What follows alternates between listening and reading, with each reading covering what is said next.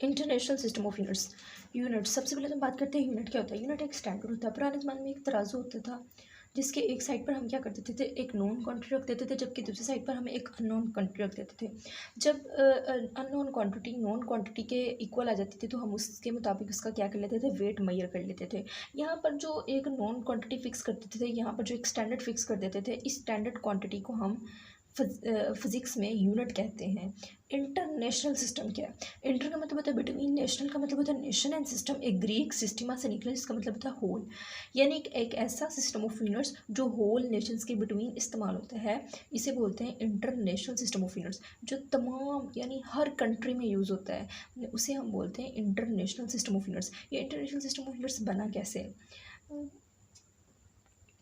For example अगर मैं बाहर वाली कंट्री में जाती हूँ, वहाँ पर मैं जाकर उन्हें कहती हूँ कि मुझे 5 लीटर पेट्रोल देने हैं, अगर वो किसी और यूनिट में मेजर कर रहे हैं तो उन्हें समझ नहीं आएगा कि मैं कितनी क्वांटिटी में पेट्रोल मांग रही हूँ। इस कम्युनिकेशन गैप को ख़त्म करने के लिए 11th जनरल कॉन्फ्रेंस हुई वेट और मैयर पर, पेरिस में हुई 1960 में, जिसमें उन्होंने world wide system of unit में एक ही जो है वो मेजरमेंट के लिए एक जैसा यूनिट जो है वो पूरी मतलब तमाम कंट्रीज़ में डेवलप कर दिया, जिसे इंटरनेशनल सिस्टम ऑफ यूनिट्स कहा जाता है, जिसे एसआई भी कहा जाता है। ये एसआई इंपॉर्टेंट है, अक्सर शॉर्ट क्वेश्चन भी आ जाता है, ये मोस्ट इंपॉर्टेंट शॉर्ट क्वेश्चन है, पेपर में वो एसआई भी पूछ सकता है। इसके अलावा वो ये भी कह सकता है कि what is international system of units. इस सिस्टम ऑफ यूनिट्स को डेवलप करने से कम्युनिकेशन गैप क्या हो गया, फिलअप हो गया। इसी वजह से ये सिस्टम ऑफ यूनिट बनाया गया, international system of units. Next हम बात करते हैं बेस यूनिट्स की। बेस यूनिट्स ऐसे यूनिट्स होते हैं जो बेस क्वांटिटीज़ को डिस्क्राइब करते हैं।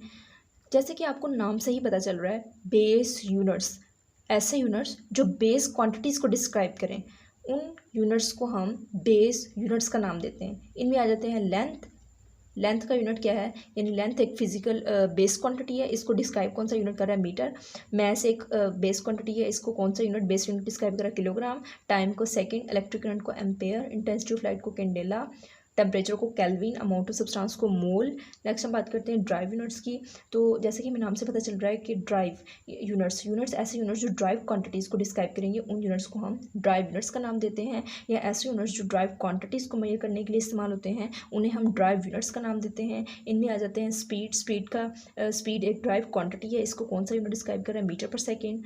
एक्सेलरेशन को कौन सा यूनिट डिस्क्राइब कर रहा है, मीटर पर सेकेंड। वॉल्यूम को कौन सा यूनिट डिस्क्राइब कर रहा है, क्यूबिक मीटर।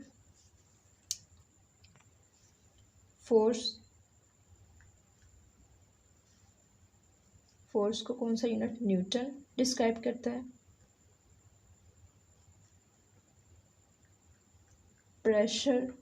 प्रेशर को पास्कल, पीए या फिर न्यूटन पर मीटर स्क्वायर। या एमसीक्यूज भी आ सकता है कि प्रेशर का कौन सा यूनिट है, पास्कल या फिर न्यूटन पर मीटर स्क्वायर। तो आपने ध्यान से टिक लगा देना है कि अगर पास्कल आया अकेला तब भी टिक कर देना, अगर दोनों ए बी में देख लेना, ए और बी भी आ सकता है कि पास्कल और न्यूटन पर मीटर स्क्वायर दोनों इकट्ठे भी आ सकते हैं। तो आपने ध्यान से टिक करना है इस एमसीक्यूज को। नेक्स्ट, डेंसिटी, रो, इसको कौन सा यूनिट डिस्क्राइब कर रहा है, कौन सा ड्राइव यूनिट डिस्क्राइब कर रहा है, किलोग्राम पर क्यूबिक मीटर।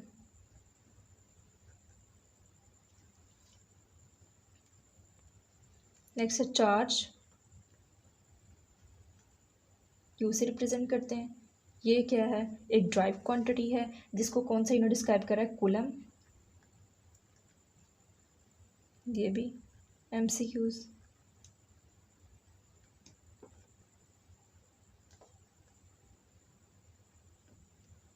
तो स्टूडेंट ये था आज का हमारा टॉपिक। इसमें इंपॉर्टेंट शॉर्ट क्वेश्चन है कि आ सकते हैं, difference between base quantities, drive quantities,